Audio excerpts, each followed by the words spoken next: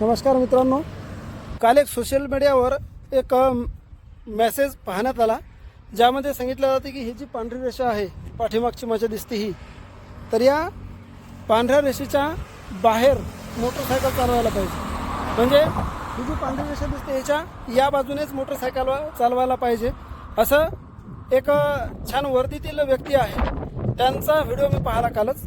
आता ते खरं आहे का? आणि अनेक जणांचं म्हणणं आहे की ही जी पांढरी रेषा दिलेली आहे ही मोटरसायकलसाठी दिलेली आहे आणि ही पांढरी रेषेच्या बाहेर आपण चालवायला पाहिजे मोटरसायकल असं अनेकांचं म्हणणं आहे. मग ते खरं आहे का? तर त्याचं तुम्हाला मी आज माझ्या पद्धतीनं जे मला माहिती मिळाली अधिकृत वेबसाईटवरून, तर तसं नाही.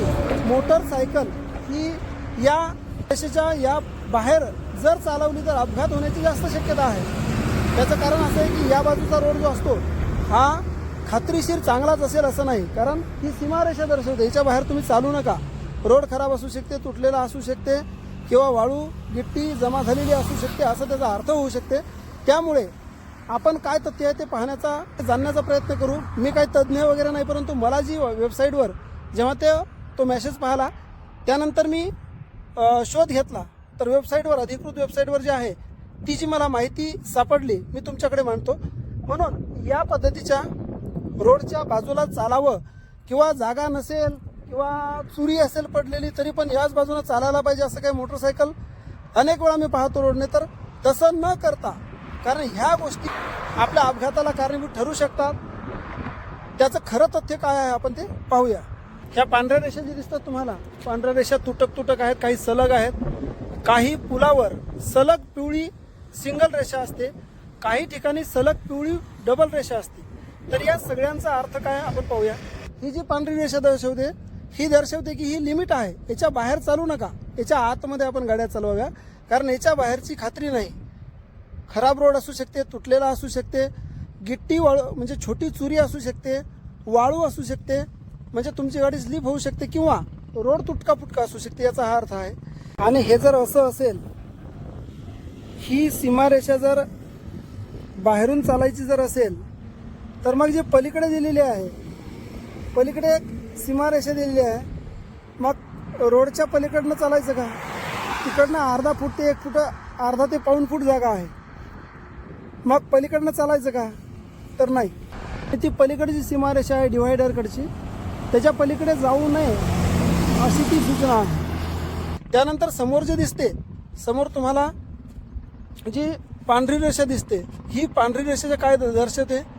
तर ही पांढरी रेषा ही दर्शवते की तुम्ही ओव्हरटेक करू शकता, परंतु पाहून आणि अत्यंत काळजीपूर्वक जागा असेल, व्यवस्थित स्पेस असेल, ओव्हरटेक करायला तर करू शकता. परंतु तिथे जर सलग रेषा असेल तर तुम्हाला ओव्हरटेक करणं म्हणजे मनाई असते. आणि त्याच ठिकाणी जर तुम्ही पुलावर एखाद्या पाहिलं तर दुहेरी पिवळ्या रेषा असतात. त्या दुहेरी पिवळ्या रेषाचं तर थेटच सक्त मनाई आहे की अजिबातच करू नका. आणि अशा पिवळ्या रेषा सहसा टर्नवर राहतात. म्हणजे पूल असतो आणि जागा अरुंद असते, रोड अरुंद असतो, टर्न असतो, त्या ठिकाणी दुहेरी पिवळी रेषा असते. आणि नेहमीसाठी ऑलवेज वेअर हेल्मेट. बाईकवर जेव्हा आपण जातो तेव्हा हेल्मेट घालून अवश्य जा. मी काही तज्ज्ञ नाही, परंतु मी सांगण्याचा प्रयत्न केला. अनेकदा आपण रस्त्यांना जातो तेव्हा अनेक मोटरसायकल्सवर जागा नसेल किंवा निमुळती जागा असेल किंवा इकडनं असं चुरी पडलेली असेल तरी सुद्धा त्याच बाजूने कुठेतरी त्यांनी वाचलेले मेसेज असतात आणि खूप प्रामाणिकपणे काही लोक फॉलो करतात, या रेषेच्या बाहेरून चालतात. परंतु जास्त अपघात या रेषेच्या बाहेरून चालतानाच आहे. त्याचं कारण की ही रेषा बाहेरून चालावं म्हणून नाही, तर ती त्या रोडची, चांगल्या रोडची सीमा दर्शवते. असंही होऊ शकते की याच्या बाहेर जर एखाद्याच खड्डा असेल आणि तो जर आपल्याला दिसत नसेल तर या पांढऱ्या रेषेमुळे लाईट जरी कमी जरी असेल आपला, तर आपण या रेषेच्या आतमधून चालावं असं आपण ज्या वेबसाईटवर पाहिलं त्या वेबसाईटवरून आपल्याला दिसतं. त्यामुळे आपण मोटरसायकल चालवताना या रेषेच्या बाहेरूनच चालावं असं काही बंधन नाही. उलट नियमामध्ये असं आहे की आपण या रेषेच्या आतमधून हेल्मेट घालून वेगाची योग्य मर्यादा आणि सर्व नियमानुसार चालवणे आवश्यक आहे. व्हिडिओ चांगला वाटला तर इतरांना शेअर करा, फॉलो करा, सबस्क्राईब करा. धन्यवाद.